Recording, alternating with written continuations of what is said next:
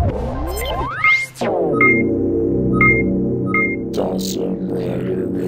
YouTube, Dawson Rider here with a review of the Deluxe Safari Gao from Ressha Sentai ToQger. That was a really awkward intro. I was like, Gao, I guess. I've never heard of this Super Senti. But this is the movie mech, and if you can't tell, it is essentially just a repaint of toq-oh with a little bit of an animal flavor. That sounds really weird when I put it like that. But yeah, let's go ahead and just dive right into it. Let's start with, I guess, this one. I don't know, I panicked. So, like I said, they're all just essentially repaints. This one's of pink, except it's still got pink in it, and it is supposedly, I guess, a cat. It's very basic. All of these sort of retain the basicness of toq-oh, but I actually like these more individually because they have personality to some of them. I think this one's a little more boring compared to them, but that could just be me. But then you have this one here, which is the alligator, which is obviously greens. And also, it's very basic. You know, you got primarily white and then the green and blue. But just the fact that it's got this sort of alligator face design on it, just gives it a little more personality, and it just makes me like it more than the traditional toq-oh. I tend to really like the mech that like combine animals and technology, so I think these are really neat, and they just have a little bit more something. Other than looking cool, most of these, actually all of them, all they really do in this mode is roll and be trains. And then here we have, this is the main course here, which is the lion. Which is probably the coolest looking and has the most going on. You have a really cool looking sort of lion head sculpt there. I think it looks pretty cool. And then in the back there you have, this is essentially the magical piece that makes the formations that toq-oh can't do possible.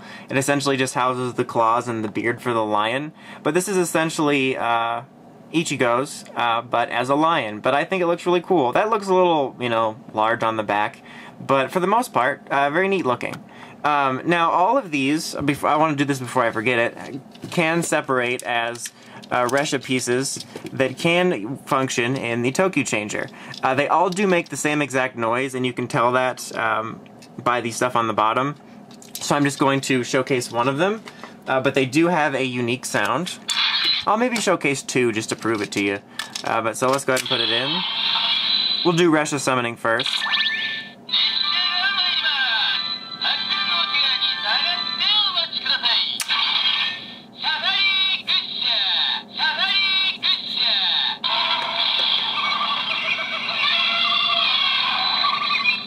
So it's the Safari Ressha, and then makes a bunch of animal noises. Now let's do a transformation.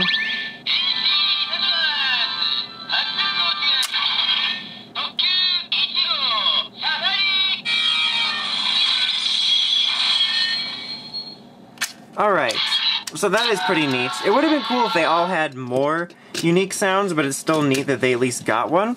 Now let's move over here. Here is the eagle one. This is meant to be, I guess, blues? But regardless, it's an eagle.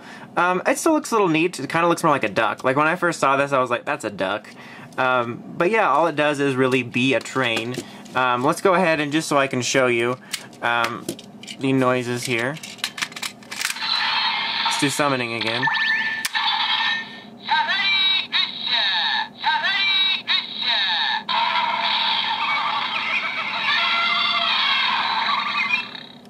Alright, and then transformation.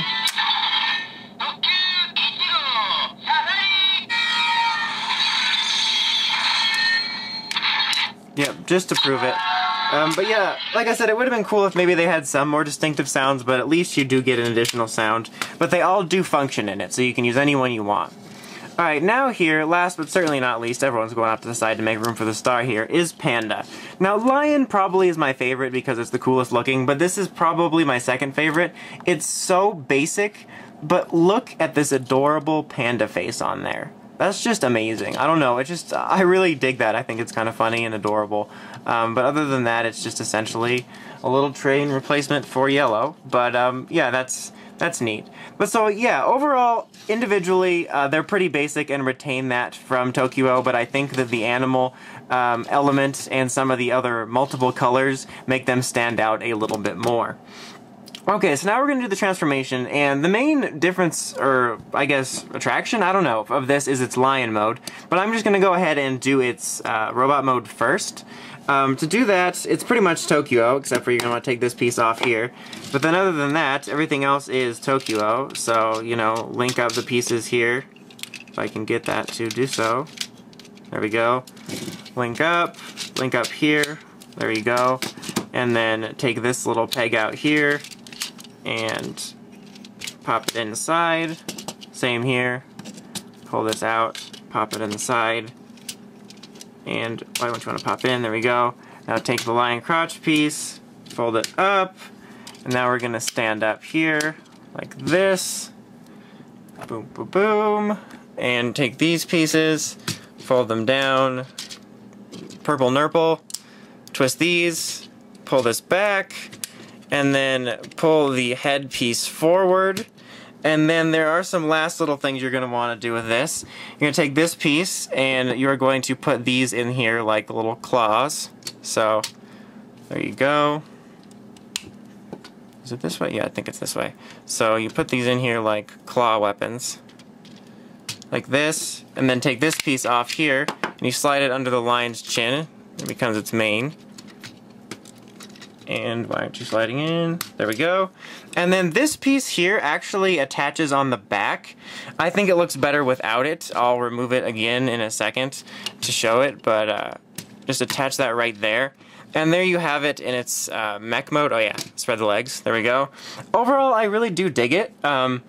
toq-oh has grown on me, but it's, like I've mentioned previously, it still is kind of a boring, almost fugly Zord. This one is still very much basic. As you can see, looking at it, it's primarily white, and definitely retains that basic style that toq-oh has. But yet again, similar to their individual modes, the fact that it has a bit of character to it with the lion and some of the other animal motif pieces, and even the head sculpt I think is pretty neat. I kind of like it more, just because it's got a little more something, a little more personality, looks a little more normal. This piece here, which is primarily used essentially to facilitate the lion transformation, does kind of make it uglier in a sense. So if I'm displaying it in this mode, I just take it off. Personally, I think it looks better, especially since you already have this giant main piece here. And if you notice in a lot of the promotional artwork or I guess photos, it's always shot at like a downward angle, so you can hardly even tell he has a head. So it looks like this, and I think that this large piece just continues that. So that it makes it even harder to see. Alright, so yeah, that is its Megazord mode. So let's go ahead and take a look at the main attraction, which is the lion mode. It's very simple to get to that. I'm trying to think what I want to do first. I guess first I'm going to pull this down, and you're actually going to pull this piece off and just slide this crotch back in. Very disturbing. And then just take the feet and fold like this. Same thing here, just fold these out, or there you go, and fold it, so they're just going to become feet. Now for these, you're also going to want to take these off, make sure the crotch swings there, and take the helmet, place it back in, right? So there you go, we're cooking now. Now what you're going to want to do is, this is the main piece that allows this to happen, is fold the legs back in first of all, and then these attach right here. So there you go, and then you're able to reattach the legs on the bottom here like this. Same thing here. If I can get a good grip on it. There we go. Now let's move down. And then take the lion head, fold it like this, and then take this piece here. And then something I completely forgot to show. This is the sword for the Megazord mode, which is essentially the same thing as the other one. It just is a lion tail. But in this mode, you're going to want to place it on the back. As a tail, it will be a sword in Megazord mode. But there you have it in lion mode, which I honestly really love. I think it's really, really cool. The way that it's positioned, you can see a lot more of the colors, so it looks a lot less basic than its Megazord mode, which I think is really fantastic. And in general, I think it's just a really creative idea.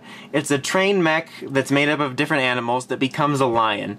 It just added something really unique to this mold that was just really cool, and I just really dig the concept of it, and I think it looks really cool, and it gives this in particular something unique that sets it apart as a repaint as opposed to just being the same exact thing.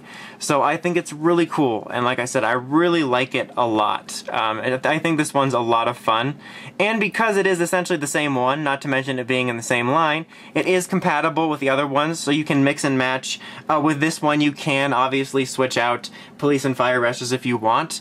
I'm going to cut away in just a second. Here is some photos of what this looks like, substituting for Cho Tokyo and Cho Tokyo or Choo Tokyo or whatever it is. Let's go ahead and take a look at that real quick.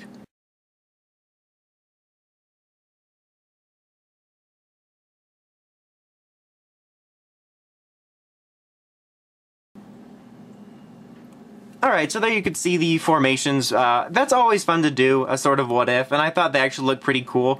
Unfortunately, with all of them together, because of the lion's mane, you couldn't quite fit the headpiece on all the way, so it was always up at this slant. But still, those are just pretty cool to do, and it sort of almost gives you a Zord builder fun to have with it.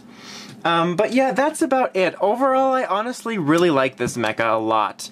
I just like the design a lot better than toq-oh. Individually, and as a Megazord, it has more character, and I think this mode is really something special. So if you're a fan of ToQger or the line, I can definitely recommend it. I think it's a really good looking mech, and it also gives you a lot of opportunity for some fun combinations. And I actually just really like this quite a bit. But anyway, that's about it. That wraps it up for this review. Until next time, make sure you check out the Crazy Podcast at writersrangersrambles.com. And don't forget to like, comment, and subscribe. Until next time, this is Dawson Ryder, signing out.